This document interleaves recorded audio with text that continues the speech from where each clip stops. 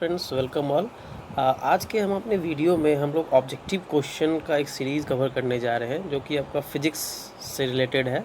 और फिजिक्स में हम लोगों ने पहले लाइट चैप्टर का एक पहला टॉपिक है रिफ्लेक्शन, उससे हम लोग कुछ ऑब्जेक्टिव क्वेश्चंस कवर करने जा रहे हैं। तो आइए हम लोग इसको स्टार्ट करते हैं।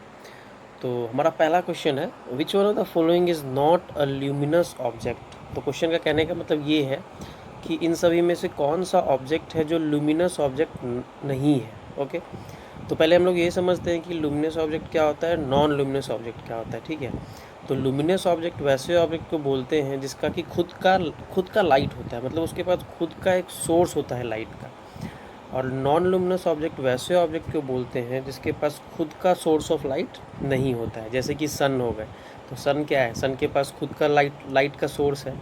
ठीक है, वो पूरे सृष्टि को, पूरे ब्रह्मांड को सनलाइट भेजते हैं। ठीक है, तो वो लुमिनस ऑब्जेक्ट हो गए। ठीक है, दूसरा है मून का एग्जांपल लेते हैं। तो मून के पास अपना खुद का लाइट नहीं होता है, तो वैसा ऑब्जेक्ट जिसके पास खुद का लाइट ना हो उसको हम लोग नॉन लुमिनस ऑब्जेक्ट बोलते हैं। ठीक है, तो क्वेश्चन में हमसे पूछा जा रहा है कि कौन सा इसमें लुमिनस नहीं है। ठीक है, तो पहला ऑप्शन है सन, दूसरा है मून, तीसरा है candle and last one is lamp. तो सन के पास मैंने आपको अभी बताया कि अपना लाइट होता है, कैंडल के पास भी खुद का लाइट होता है, भले वो आर्टिफिशियल लाइट है, मतलब मैन मेड है, लेकिन खुद का लाइट है उसके पास। लेकिन सन के पास जो लाइट है वो नेचुरल लाइट है। ओके, लैम्प है, लैम्प के पास भी खुद का लाइट है, लेकिन जो बी है मून, तो मून के पास खुद का लाइट नहीं है। तो मून जो हमारा हुआ वो नॉन लुमिनस ऑब्जेक्ट हुआ। तो ये मून जो है वो लुमिनस ऑब्जेक्ट नहीं है, तो हमारा आंसर होगा B, moon. Okay, coming to second question, when light falls on the surface of an object, which one of the following phenomena will not takes place। मतलब जब लाइट, जो हमारा लाइट है, ठीक है, लाइट अगर किसी सरफेस पे पड़ेगा, ओके, तो कौन सा ऐसा फेनोमेना होगा जो नहीं होगा सरफेस पे लाइट पड़ने के बाद। ठीक है, तो पहला हमारा है एब्जॉर्ब्ड, दूसरा है ट्रांसमिटेड, तीसरा है रिफ्लेक्टेड, चौथा है रेसिस्टेंस।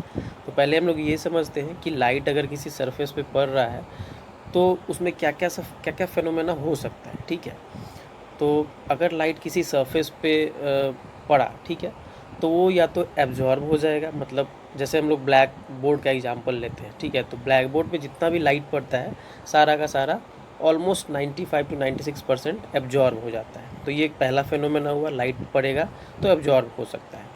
ठीक है, दूसरा हम लोग देखते हैं ट्रांसमिटेड, मतलब हमारे पास अगर एक ग्लास है, ठीक है, ग्लास शीशा, और उस पर हम लोग लाइट को अगर भेजेंगे तो वो क्या करेगा, उसमें से ट्रांसमिट हो जाएगा, मतलब कुछ परसेंट, 2-4% रिफ्लेक्ट होगा और ज़्यादा का ज़्यादा आर पार दिखने लगेगा, मतलब ओपैक बॉडी उसको बोल सकते हैं।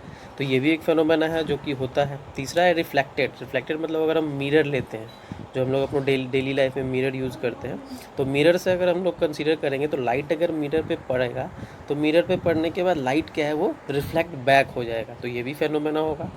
एंड डी इज रेसिस्टेंस, तो ऐसा कोई फेनोमेना नहीं होता है। तो हमसे पूछा जा रहा है कि कौन सा फेनोमेना नहीं होता है। तो अभी हमने देखा एब्जॉर्प्शन होता है ब्लैक बोर्ड के केस में, ट्रांसमिशन भी होता है, रिफ्लेक्शन भी होता है, रिफ्लेक्टेड मिरर के केस में, लेकिन रेसिस्टेंस नहीं होगा। तो डी हमारा आंसर हो जाएगा इस क्वेश्चन का। Question number 2 answer is D. Okay, now coming to question number 3, which metal is one of the best reflector of light. मतलब कौन सा मेटल है जो कि लाइट को सबसे अच्छे तरीके से रिफ्लेक्ट करता है, मतलब ऑलमोस्ट 100% लाइट रिफ्लेक्ट बैक कर दे। ओके, तो हमारे ऑप्शन है tungsten, silver, copper and iron. तो इसमें आपका बी जो सिल्वर है ये हमारा आंसर होगा, क्योंकि बी जो सिल्वर है, सिल्वर क्या करता है, पूरे के पूरे लाइट को रिफ्लेक्ट बैक कर देता है। मैं आपको एग्जांपल के तौर पे बताता हूँ, हमारा जो मिरर होता है, जो हम लोग डेली यूज़ के लिए मिरर यूज़ करते हैं, तो मिरर का आप जब बैक साइड को देखोगे ओपन करके तो उसके पीछे सिल्वर का एक कोट किया रहता है, कोटिंग किया रहता है। सिल्वर का कोटिंग इसलिए किया रहता है क्योंकि सिल्वर जो होता है सबसे बेस्ट रिफ्लेक्टर ऑफ लाइट होता है, तो वो 99.99% लाइट को रिफ्लेक्ट बैक कर देता है। ठीक है, लेकिन आप ये भी देखोगे कि सिल्वर के कोटिंग के ऊपर एक रेड पेंट इस किया रहता है, और उसके ऊपर से रेड पेंट इसलिए किया रहता है क्योंकि सिल्वर कोटिंग स्क्रैच करके फिर निकल सकता है जल्दी ईजिली, तो तो इसलिए हम लोग उसको प्रोटेक्ट करने के लिए ऊपर से एक रेड पेंट कर देते हैं। तो जब भी आप अपने मिरर को ओपन करोगे पीछे के साइड को, तो वहाँ पे आपको एक रेड पेंट मिलेगा। उस रेड पेंट को अगर आप थोड़ा स्क्रैच करोगे तो नीचे फिर सिल्वर का मेटल का उसके ऊपर कोटेड किया हुआ मिलेगा, ठीक है। तो इसमें हमारा आंसर होगा silver is the best reflector of light. Now coming to question number 4, how many laws of reflection are there. मतलब पूछा जा रहा है हमारे रिफ्लेक्शन जो चैप्टर है इसमें रिफ्लेक्शन के कुछ लॉज भी होते हैं, ठीक है। तो पूछा जा रहा है कितने लॉज होते हैं। तो ए है 2, बी है 1, सी है 3 एंड डी है 4। तो इसमें आपका आंसर होगा ए 2, क्योंकि हमारे पास 2 लॉज ऑफ रिफ्लेक्शन है। आइए उनको देखते हैं कौन कौन सा लॉ है। पहला लॉ है कि the angle of incidence is equal to the angle of reflection. कहने का मतलब ये हुआ कि हमारे पास कोई भी अगर एक सरफेस है, ठीक है, सरफेस पे के परपेंडिकुलर हम एक लाइन खींच ले, उसको हम लोग नॉर्मल बोलते हैं।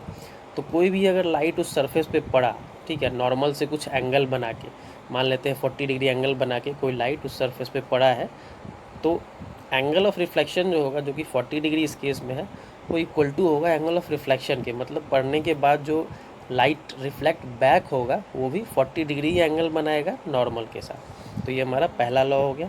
दूसरा लॉ है the angle of incidence, the angle of reflection and the normal lie on the same plane. मतलब तीनों का जो प्लेन होगा, जो हमारा प्लेन का मतलब हुआ कोई भी आपका XY प्लेन जिस पे हमारा ये प्रोसेस ऑफ रिफ्लेक्शन हो रहा है, तो वो XY plane incident ray, reflected ray and normal तीनों एक ही प्लेन पे लाई करेंगे। तो ये हमारा 2 लॉज ऑफ रिफ्लेक्शन हो गए, ठीक है। Now coming to question number 5, which phenomena is applicable on ambulance van where ambulance is written inverted. आपने देखा होगा कि जो एम्बुलेंस का वैन रहता है उस पर एम्बुलेंस उल्टा तरीके से लिखा रहता है। उल्टा कहने का मतलब कि ए अगर राइट साइड पे होना चाहिए तो ए लेफ़्ट साइड पे होता है, और ई जो लास्ट वर्ड है एम्बुलेंस का वो सबसे पहले रहता है, ठीक है। तो कौन सा फेनोमेना के कारण ऐसा लिखा रहता है, ठीक है। तो लेटरल इन्वर्जन पहला ऑप्शन है हमारा, B reflection, C refraction and D scattering. तो ये ऐसा इसलिए लिखा रहता है क्योंकि आप जब भी देखोगे, मान लो आप बाइक पे जा रहे हो, कार पे जा रहे हो, तो उसमें मिरर लगा रहता है, ठीक है। तो मिरर पे आप जब भी देखोगे तो मिरर पे हमेशा आप नोटिस करना घर पे भी कि जो राइट हैंड है वो लेफ़्ट हैंड लगता है। अगर आप मिरर में देखोगे तो आपको राइट हैंड अगर ऊपर करोगे तो आपको ऐसा लगेगा कि लेफ़्ट हैंड ऊपर कर रहे हैं, और लेफ़्ट हैंड ऊपर करोगे तो आपको ऐसा लगेगा कि आप राइट हैंड ऊपर कर रहे हो। तो उसमें एक फेनोमेना होता है लेटरल इन्वर्जन। उसी के कारण अगर हम लोग राइट हैंड ऊपर करते हैं तो लेफ़्ट हैंड ऊपर लगता है, और लेफ़्ट ऊपर करते हैं तो राइट लगता है, ठीक है।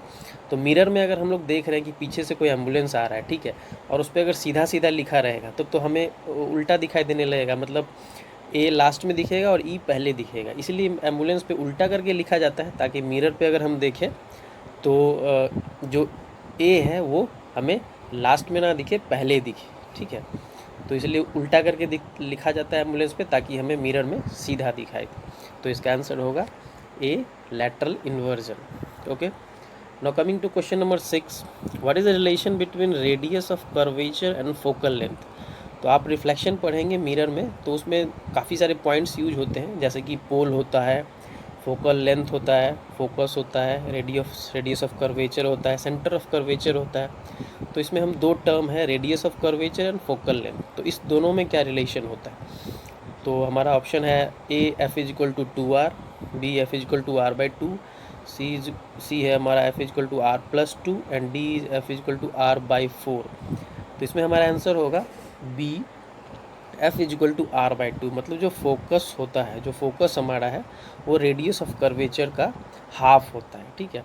मतलब अगर रेडियस ऑफ कर्वेचर हमारा 10 सेंटीमीटर है तो फोकस हमारा 5 सेंटीमीटर पे होगा, मतलब बिल्कुल सेंटर पे होता है। तो पहले हमारा पोल होता है, सबसे पहले पोल वो पॉइंट होता है जहाँ पे हमारा प्रिंसिपल एक्सिस और जो हमारा मिरर है वो टच करता है, दोनों एक दूसरे को टच करता है, वो पोल हो गया। पोल के बाद फोकस होता है, फोकस के बाद सेंटर ऑफ कर्वेचर होता है। तो पोल और सेंटर ऑफ कर्वेचर के बीच में हमारा एग्जैक्टली बीच में फोकस होता है, इसीलिए ये हाफ होता है।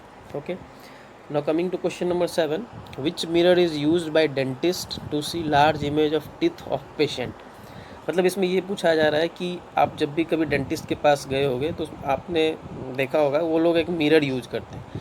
तो वो मिरर कौन सा मिरर होता है, यही पूछा जा रहा है कि जब आप डेंटिस्ट के पास जाओगे तो इमेज, टीथ का इमेज देखने के लिए वो लोग मतलब लार्ज इमेज, ऐसा नहीं कि छोटा इमेज, टीथ को वो मैग्नीफाई करके दिखाता है, तो कौन सा मिरर होता है ये पूछा जा रहा है। तो पहला है कॉन्वेक्स मिरर, दूसरा है प्लेन मिरर, तीसरा है concave mirror and fourth is none of the above. तो इसमें हमारा आंसर होगा सी, कॉनकेव मिरर। तो कॉनकेव मिरर वो मिरर होता है जो कि किसी भी ऑब्जेक्ट, जैसा कोई भी ऑब्जेक्ट है तो उसको मैग्नीफाई करके मतलब बड़ा करके दिखाएगा, ठीक है। तो डेंटिस्ट के पास अगर ये मिरर होगा तो वो लोग जो टीथ होगा, टीथ का वो मैग्नीफाई इमेज देख पाएंगे और वो अच्छे से उसको फिर जहाँ पे प्रॉब्लम है टीथ में उसको फिर रेक्टिफाई कर पाएंगे। Okay, now coming to question number 8, what is the mirror formula. तो हमारे पास एक मिरर फार्मूला होता है, उसमें हम लोग 3 चीज़ें होती है। एक होता है यू मतलब इमेज डिस्टेंस, एक होता है वी ऑब्जेक्ट डिस्टेंस और एक होता है एफ फोकल लेंथ। 3 चीज़ें होती है। तो आपको इसमें रिलेशन पूछा जा रहा है कि कौन सा इसमें हमारा जो ऑप्शन है इसमें कौन सा जो ऑप्शन मिरर फार्मूला है, ठीक है। तो इसमें पहला है 1/v + 1/u = 1/f, 1/v - 1/u = 1/f and 1/u - 1/v = 1/f and none of the above. तो इसमें हमारा आंसर होगा ए, 1/v + 1/u = 1/f, मतलब 1 image distance + 1 object distance = 1 focal length. ये हमारा मिरर का फॉर्मूला होता है, ठीक। ये आपको न्यूमेरिकल्स में काफ़ी मदद करेंगे ये formula. Okay, now coming to next question number 9, which mirror is use in vehicles such as car, bus, bike, ETC।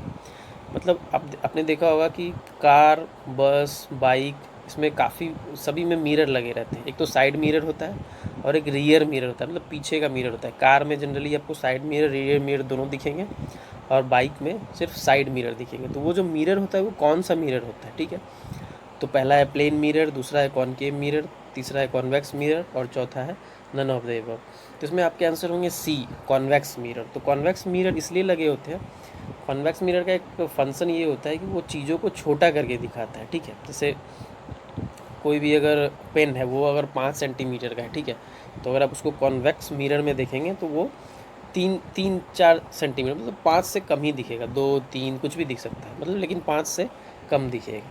तो वो हमारा एक उसका एप्लीकेशन हो गया। और ये बाइक कार में इसलिए लगा रहता है ताकि बाइक में हम लोग को क्या चाहिए, हम लोग को चाहिए कि वाइडर व्यू दिखे, मतलब ज़्यादा एरिया दिखे पीछे का। तो इमेज थोड़ा छोटा भी दिखेगा चलेगा, लेकिन ज़्यादा हमें व्यू दिखे। ज़्यादा व्यू देखने से क्या होगा कि ट्रैफिक को हम लोग अच्छे से देख पाएंगे और अच्छे से गाड़ी को ड्राइव कर पाएंगे, ठीक है। तो मैं आपको यहाँ पे एक चीज़ बताना चाहूँगा, 3 टाइप्स के मिरर हैं, plane mirror, concave mirror and convex mirror. तो प्लेन मिरर में जो जितना भी इमेज का साइज होता है सेम दिखेगा आपको, सेम साइज, मतलब आप जो जनरल घर पे यूज करते हो मिरर, अगर उसमें आपका फेस आप अपने देख रहे हो तो जैसा आपका फेस है नेचुरल वैसा ही फेस दिखेगा, ठीक है।